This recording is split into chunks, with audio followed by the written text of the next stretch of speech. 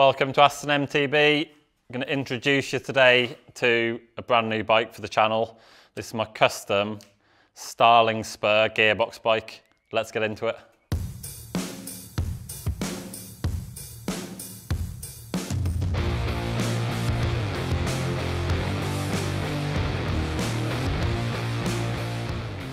So if you guys have been following me for a few years at Pink Bike, doing my own stuff the last few years and following this channel for a year, you know I'm not really into the standard boring stuff.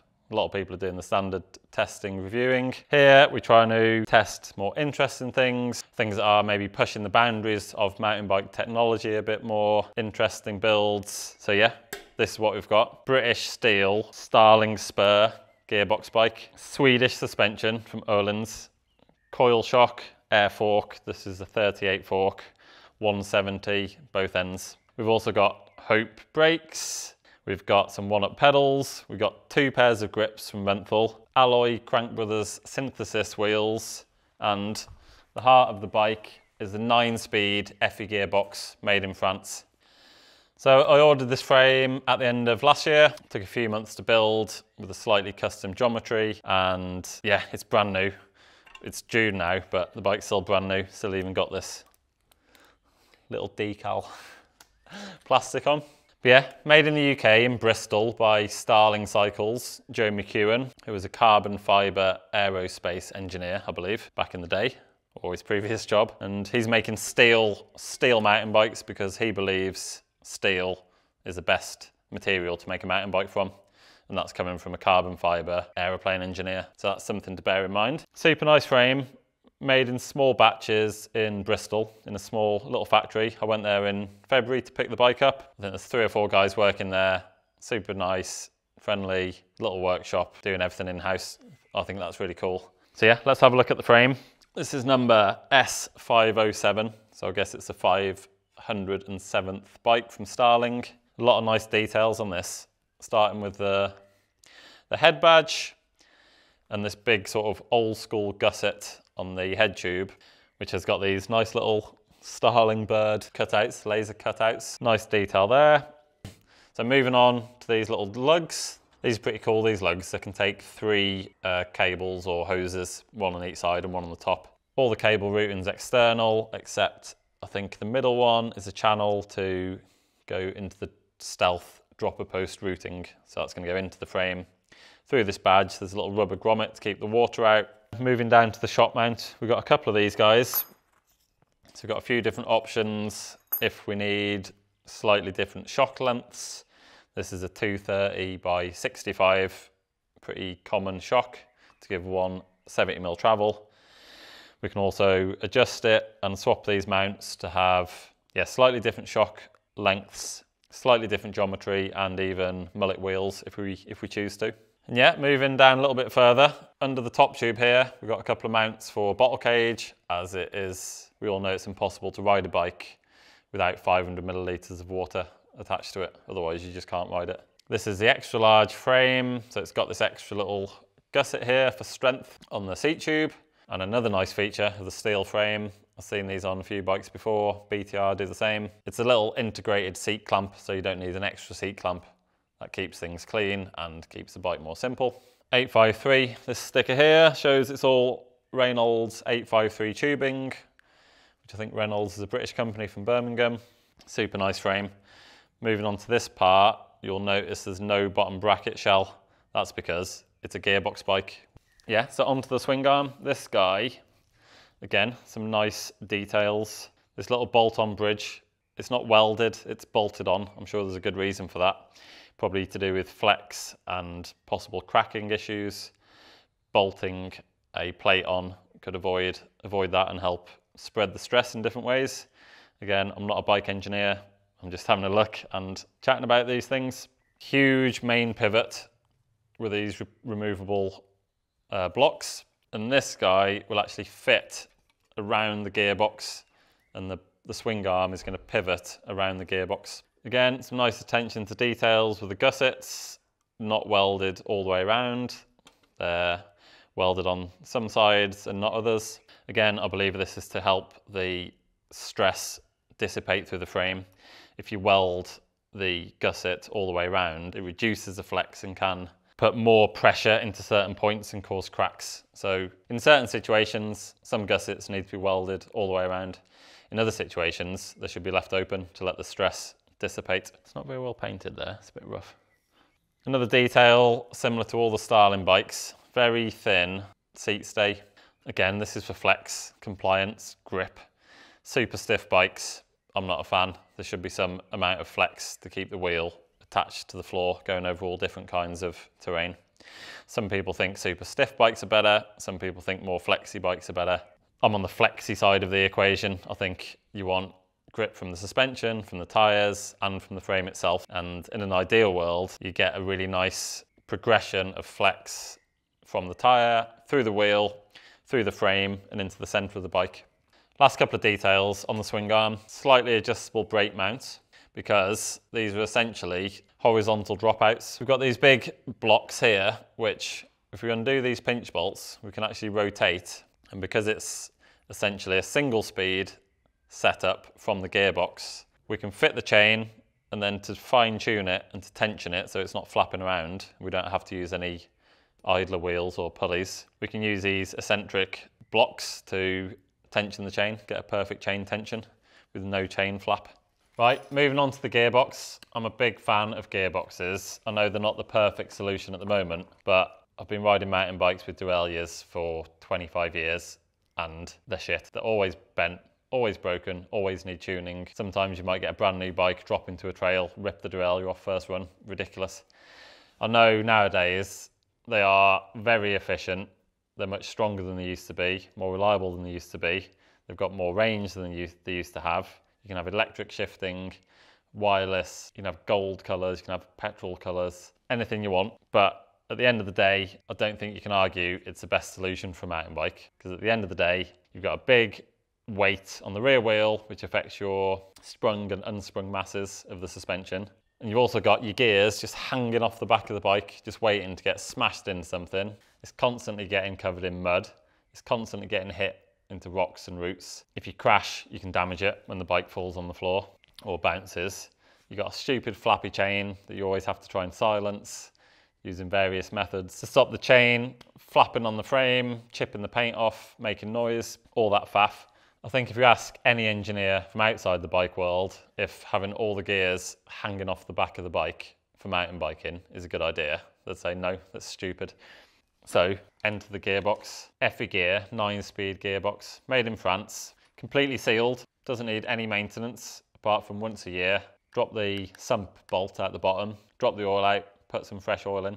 9-speed, okay, it's possibly heavier than a derailleur setup. Don't know the weight of it, I don't really care about the weight. The weight isn't my problem, that's someone else's problem, that's the engineer's problem. I just want things that work. So yeah, this is the gearbox. Inside this box, there's 9 gears. It's all made in France. It comes with cranks. And unlike the Pinion, which is probably the most popular gearbox available for mountain bikes, the Pinion has a grip shift. This box has a standard SRAM gear shifter, which will keep a lot of people happy. A lot of people don't like the grip shift for various reasons. I don't mind it. But this one's got a trigger shifter, but it needs this strange long black thing. And inside here is basically a super long Bic biro spring. And this is because a gearbox, generally you need 2 cables to push and pull each way to change the gears. A trigger shifter will only push the cable in one direction and just releases it in the other direction. So what happens with this setup, when you click the gears, this actually tensions, I can't do it with one hand, but as you click the gears, this compresses this spring, builds up a lot of force inside the spring, and then when you release the gear shifter, it actually releases the force from the spring to move the gearbox each way. I have used one of these in the past on a Cavalry Anakin bike about 5 years ago when I was working at Pink Bike. Cavalry is the brand, also owned by Effie Gear.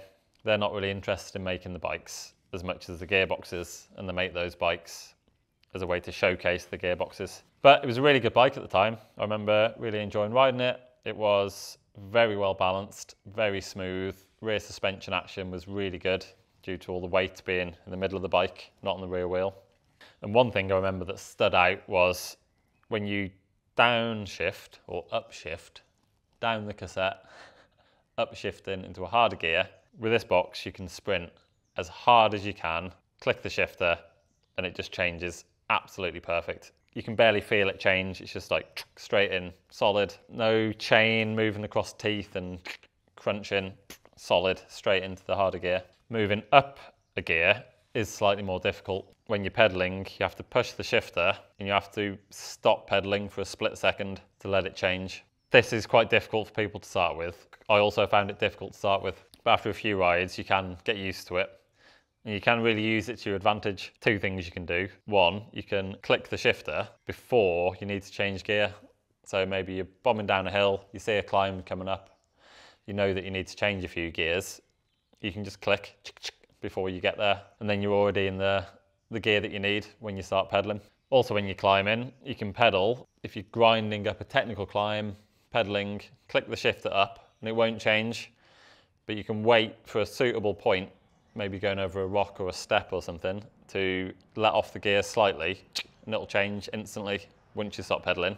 Then you're in the correct gear. So not quite the same feeling as a derailleur, but I think overall, when you get used to it, you can use it to your advantage. Another advantage of the box is all the gears completely sealed inside and constantly lubricated. So if you're someone who doesn't like cleaning your bike, who doesn't want to clean your chain and get a little pick and pick all the dirt and the oil built up out of your chainring, your derailleur, the jockey wheels, the cassette, if you don't like all that faff, the gearbox is completely enclosed. The chain and sprockets don't really matter because it's a single speed and they won't collect too much mud or oil. And it's not so important to be perfectly aligned and oiled and clean for the gears to work with a normal derailleur system. Negatives, possibly heavier than a standard derailleur system, but feeling it now, I'll be very interested to weigh the two things against each other. I'm gonna say this is probably the same as like a GX drivetrain 12-speed. Other negative, because you have meshing gears inside the box, it will be less efficient than a perfectly clean and oiled derailleur system. But the FE gear might be less efficient, but it always has approximately the same efficiency. A derailleur bike might have better efficiency when it's clean, oiled, straight, but if your chain is super muddy and you're in first gear and the chain line's all over the place, grinding up a hill, it's not going to be very efficient. Also, once you've snapped your derailleur off because it hit a rock, that's not very efficient either. So you're going to lose a few points of efficiency on the box, but overall, possibly a better solution. To me, a derailleur, they are very good nowadays, reliable, light, all that stuff, but essentially they're the ultimate polished turd. They need to go and technology needs to move this way. Enough gearbox ranting, let's move on to the rest of the parts. Bonus gearbox talk. I was trying to move on from the gearbox because I'm talking about it too much. But yeah, if you're someone who doesn't want to clean your bike, you could ride this for a year and never clean your drivetrain. This bike comes with a chain, but I previously used the FE gear and pinion gearboxes in the past with a Gates belt drive, and the Gates belt drive gives you even less maintenance. It doesn't need any oil, and because of the way the teeth and the sprockets are shaped, it actually pushes the mud out as you ride and self-cleans. I had this on a Nikolai gearbox bike years ago, riding the Plenty in Morzine in the summer, super muddy, this deep in mud, everything caked in mud. The bike was covered, and I checked the belt, and the contact surface of the belt and the sprockets were completely polished clean. The rest of the bike had this much mud on it. You don't get that with a derailleur. The derailleur bikes are just packed full of mud that don't self-clean. So yeah, that's a little gearbox bonus. But let's move on. Swedish gold. Öhlins gets anyone in the mountain bike world excited. Up front, RXF 38. These forks have just come out. Feels pretty lightweight. 38mm stanchions. Closed twin tube cartridge on the left hand side. Air spring on the right hand side. This guy is 170mm travel to match the rear end. So we took this suspension to JTech in February when I was in the UK to get it pre-checked and pre-tuned. JTech knows my riding style, my weight, knows the bike, all that kind of stuff. The suspension came stock supplied by Starling, but JTech stripped it down, checked it over, double checked everything was assembled correctly, checked there wasn't a kilo of grease in the air spring like the average Fox fork, and changed the spring for me to the correct weight, and also went up a compression stack on the fork and the shock to be more suitable for my riding style and the bike. So yeah, Olin suspension, very interested to try this out. Yeah, pre-tuned, should be ready to go from day one. A few clicks here and there. We should be flying first day, hopefully. Two more notes about the fork. 29-inch wheel, 44mm offset. Finally, we're getting shorter offsets for longer travel forks. You want a shorter offset if you've got a long travel 29er fork and a slack head angle. This will give you more smoother cornering characteristics, better lean angle, less understeer. So yeah, nice to see Olin's have got the shorter offset sorted.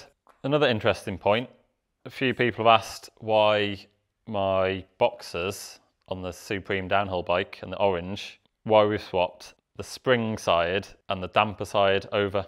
On our boxes downstairs, we've got the coil spring in the right hand side and the damper in the left, which is the opposite to most forks. This is because you get a lot of vibration, flex, bounce from the front brake, which is mounted on this side. And there's some evidence to say if the damper's mounted on the left hand side, the damper can actually absorb some of this vibration or some of these problems caused by the brake being on one side. The air spring or coil spring doesn't absorb anything. It just, well, a spring absorbs the force but then releases the same amount of force, whereas a damper is actually changing the force from movement into heat. And because it's absorbing the force, it can absorb some of the problems caused by the brake being on that side, whereas the spring can't absorb force, it can only absorb and return it. So yeah, interesting to see Olin's are doing what we're doing on the boxes downstairs. And the shock, TTX shock, bunch of clicks of low speed. We've got 3 high speed options, which also sort of works like a climb switch. So if this bike is bobbing under power, which hopefully won't because we'll have the low speed compression set correctly and the spring rate correct, hopefully we won't need that as a climb switch. But if we do need more high speed, it's there, they're ready to use. Onto the wheels, we've got some alloy Crank Brothers synthesis wheels. This isn't the final solution for our wheels, so I'm waiting for some hubs to turn up in the correct single speed hub to match the single speed setup with the gearbox. Very interested to try these. Tuned wheel system. The front wheel should be a compliant front wheel which improves handling, maximises grip and control in turns. The stiff rear wheel should support peak loads, enhance stability and tracking at speed. Interested to try these. The front one's slightly wider, I think, than the rear, like 1mm wider internal width. And it's a very flat rim. And the idea behind these is it's a flat rim that can flex slightly to give you more grip, similar to the Zip Carbon. I'm a bit confused though, because I'm sure when these came out, Crank Brothers were saying the problem with normal carbon wheels is we've taken an alloy rim, copied it in carbon, which is a completely different material, and that's not the way to do it. You should not copy an alloy rim and make it in carbon. You should make the rim to suit the material or use the strengths of the material to make the rim. So since this first came out in carbon, yeah, flat rims should be more compliant vertically and slightly bend laterally to give you more grip, give you a smoother ride. But then these are the alloy version, which is just a copy of the carbon version. So not 100% sure about that, but these were cheap, 440 euros for the pair, fully built. Very interested to try out these wheels. To go with the wheels, we've just got some standard Maxxis tyres. I've tried a lot of different tyres the last few years and, well, basically gone back to Maxxis, the sort of the gold standard. The new Continental, Cryptotal, Argotal, they're really good, except much too square on a 29er wheel. The new Michelin tyres, really good on a 27, on a 29, too square, different shape, same tyre, same rim width, different diameter, completely different tyre profile, tyre shape. So I went with something pretty normal. We've got 2.3 by 29 Max Terra 3C double down mini and DHF for the back. Nice fast rolling tyre. And I haven't properly used the Asgay before, or however you pronounce it. Asgay. Well, it says Asgay. Asgay. Asgay. Like a South African. My brew. Ah, Asgay. 29, 2.5. 3C, Max Terra, Exo Plus Protection, tubeless ready. Literally all the logos you could possibly get on one tyre, and I'm guessing more logos means more performance, must be. So yeah, that's a wheel set sorted. And to stop those wheels from turning, brand new Hope V4 Tech 4 brakes. Big fan of Hope brakes. We've got British steel frame, we've got Swedish suspension, French box, British Halifax stoppers. Halifax? Barnoldswick. Halifax is orange. Tech 4, the improved lever. V4 caliper, the same as the old caliper. This is the more powerful version, designed for the wider, thicker, vented rotors. Stainless steel braided hose. I keep going on about this. Don't risk your life with a stupid plastic hose. If you split the hose, you lose the fluid out your brake, you could literally die, ride off a cliff, crash into a car. If you get the opportunity, get the steel. Much tougher, much safer. The big change here is the levers. Tech 4 lever, Hope suggests 15 to 20% more power. This is partly from a longer lever, more leverage, more power, and bigger main piston reservoir, we'll see. Also an updated clamp design. The old design was two bolts and a two-piece design. This is a one-piece hinged design. Hopefully it'll make it more simple, and these ones come in all raw, which I really like. Raw. No black bits, fully raw. I think they look really cool. Really interested to get these on the bike. We've got Galfa green pads as standard instead of the red pads, which I don't like so much, which is the normal Hope standard. Now they come with green, and I've got 2.3mm Hope e-bike rotors, hopefully going to arrive any day now. Last few bits and pieces, like most of my bikes, I'm going to go for an SQ Lab 12-degree back sweep bar. I really like to have more back sweep on the bars. I think most bars are too straight and don't have enough up or back sweep for a modern bike with a slack head angle. 12-degree, I'd like to get some more of these with more rise, but hopefully as we have a new fork, we can get the handlebar high enough to how I like. Also from SQ Lab, the saddles, 6CX saddle, this one, 13 centimeters wide, measured to my sit bones. Always use these saddles, never have a problem, always comfortable. Easy. Another one of my favourite products. Bike yoke Revive. I've had loads of these, never had a single problem. This one's 213mm drop, which hopefully won't be too long for the frame. Super high quality, never had a problem. Comes with this little reset button. So if you do get some air in it and you get a bit of play, you can just put a 4mm Allen key in there, turn it, compress it, open the Allen key, and then you've bled the system in seconds. Really nice. Great product. And we just have the standard Triggy lever. This one has the bearing, so it should be super smooth actuation. 2 mounting holes, a little bit of adjustment side to side, and also you can rotate the angle of the lever, get it in exactly the right place for you. Again, no problems, great product. Again, more solid, reliable products. Hope 35mm stem, done. Hope stainless steel headset, done. Easy, reliable. These are new, haven't tried these before. These one-up pedals, don't know the name, but they're super flat. They're actually convex compared to most pedals that are concave, which is sort of counterintuitive to flat pedal design, but they are meant to work really well. Interested to try those. And the last bit, 2 pairs of grips. A little bit like the tyres. I've been trying lots of different tyres and I can't really find something that's the perfect solution. Grips, the same. I really like push-on grips. I haven't found a perfect solution yet. So I've gone back to the old classic Renthal, and we're going to try, and I have done this before years ago when I was younger, we're going to try a firm one first. So this is just a standard firm grip. Also, these are 11 euros each, which is a bargain compared to a lot of lock-ons that are like 30, 40, 50 euros. So standard firm compound, going to put those on first, glue them on. Then these ultra tacky ones, we're going to pull over the top of the firmer ones. Hopefully we're going to end up with a slightly thicker grip, as these are very thin as standard, but dual compound, tons of vibration, absorption, no plastic lock-on sheath. And yeah, should be super grippy and super soft. And these ultra tacky ones, if you've used these before, they really are ultra tacky. Like your hands will stick to the grips and your gloves will stick to them when you're riding. Sometimes you can almost let go of your hands when you're riding, and your gloves or your fingers will still be stuck to the grips. Yeah, we're going to try that out. Not sure if it's going to work yet, but they're just so cheap compared to other grips. We thought, let's go for it. That's it. We're going to get this bike built up tomorrow, and hopefully we'll be riding it soon. One thing we are missing, the rear axle. We only just realised the rear axle was not included with the frame, so it's getting shipped. Hopefully it'll arrive in the next couple of days, get the bike built, and yeah, get reviewing it. If you like what we're doing here, these are fully independent reviews. I paid for all these products, full retail price, no favours, no backhanders. If I have a problem with the frame, if the frame cracks, I'm going to tell you. If the gearbox explodes, I'm going to tell you. If the suspension bushings go stiff after a few weeks, like Olin stuff used to do, I'm going to tell you. No cover-ups, no bias, nothing. If it goes well, we're going to raffle this bike at probably the end of the summer, and one of you lucky guys can win it. You can support the channel, support the reviews, all good, all positive.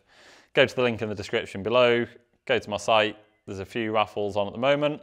Not raffles, skill-based competition giveaways, if HMRC ask. Go to the site, support, buy a ticket, win cool stuff. Win-win, win all round. And yeah, see you next time.